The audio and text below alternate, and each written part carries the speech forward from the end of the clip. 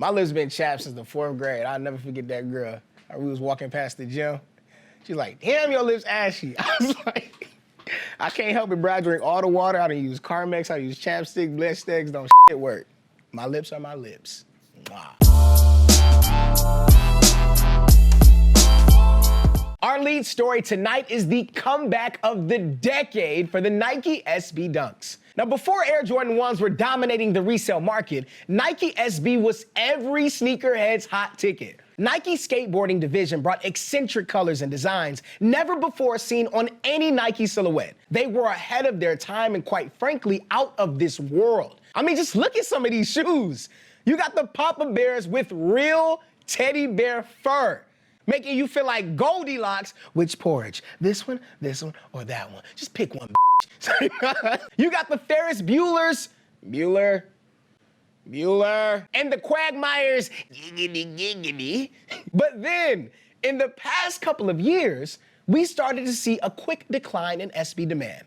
The SBs were releasing just plain mid and nobody was copping. It seemed like a wrap for the entire skateboarding division. And then, just like the Avengers, the Nike SB has returned with cosigns from Travis Scott, LeBron James, PJ Tucker, and Kyrie Irving, just to name a few. SBs were suddenly back in the mainstream spotlight. You can see it in the price data for older SB colorways. Over the past 6 months, the SB Skunk has gained 30% in resale value. The SB Heineken has gained 50%. And the SB What the Dunk has gained nearly 80%, adding $2,000 in resale value in just a few short months. Now, meanwhile, prices for the Red and Blue Lobster and Ray Gun colorways have climbed even higher, increasing 2 to 3 times their 2018 prices. Which brings us to last week's SB Dog Walkers, which dropped on Friday in a cloud of smoke and became the best-selling sneaker on StockX last weekend, with over 1,500 pairs sold to date.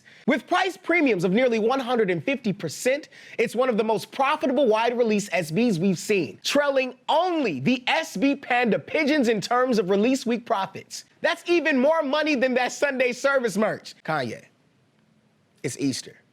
My money goes to ties, bro. So believe me when I tell you, the SB Dunk is most definitely back. To the streets!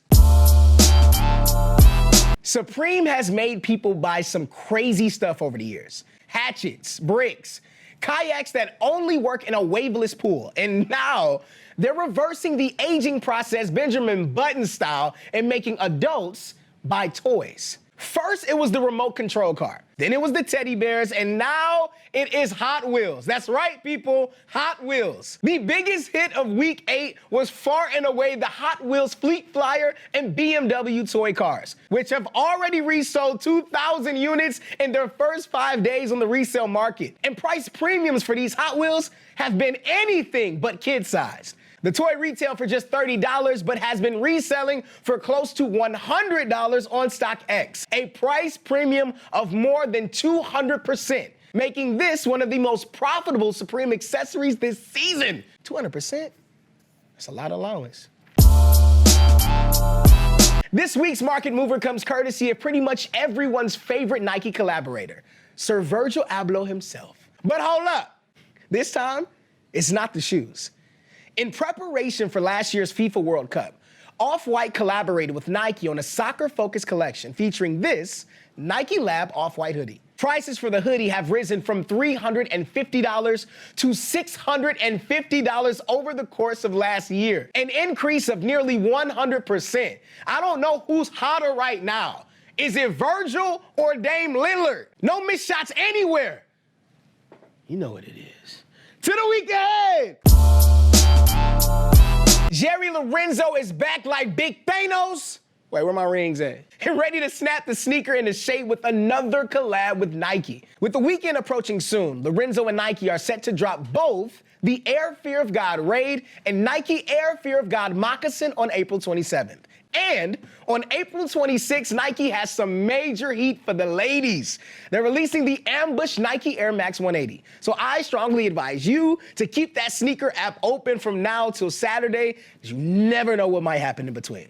Now, meanwhile, Adidas is looking to make some loud noise in the sneaker community with the release of the Adidas Yeezy Boost 700 Analog. If you missed out on all that dope yet expensive-ass merch from Sunday's service, because you were tithing, of course, try copping these on April 27th. As for streetwear, we've got one of the biggest 48-hour stretches we'll see all year. Kicking things off today, we've got Supreme's 25th anniversary drop that included box logo hoodies and box logo tees with Swarovski crystals. It just was gleaming. And then on Friday, Palace is set to release their new in-store only merch, celebrating the debut of their LA store opening, including a Tri-Ferg tee, Palace hoodie, and a wetsuit. We also got a Bait Marvel collaboration coming on Saturday, so if you caught an L on opening night tickets, you can make up for it with a t-shirt. So spend some Dead Presidents while listening to Dead President this weekend. My favorite part of the show. Shout out to this week's Market Watch Comment of the Week winner, Sir Justin Evans. Not Justin. Look, man, heart to heart. You want to question me about fashion choices? Did you see that coat? Be honest with yourself, man. But look, on a serious note, congrats and enjoy that StockX credit. And don't forget, please enter the Travis Scott Jordan 1 RestockX for a chance to cop one of the hottest drops of the summer for just $1. We also got our watch team heading over to the West Coast for the annual Wind Up Watch Fair happening this week. So come over to our booth, check us out, and you might leave with a little surprise. Look, that's all for this week. For more StockX market insights, like and subscribe to us here. Follow StockX on Instagram and Twitter. And if you're planning to cop any of this heat we speak this weekend, let us know what in the comments below. We'll be sure to show you some love. Tell me where Goldilocks was from, too. Trailing only the SB Panda Pigeons in terms of release week profits. Bless you.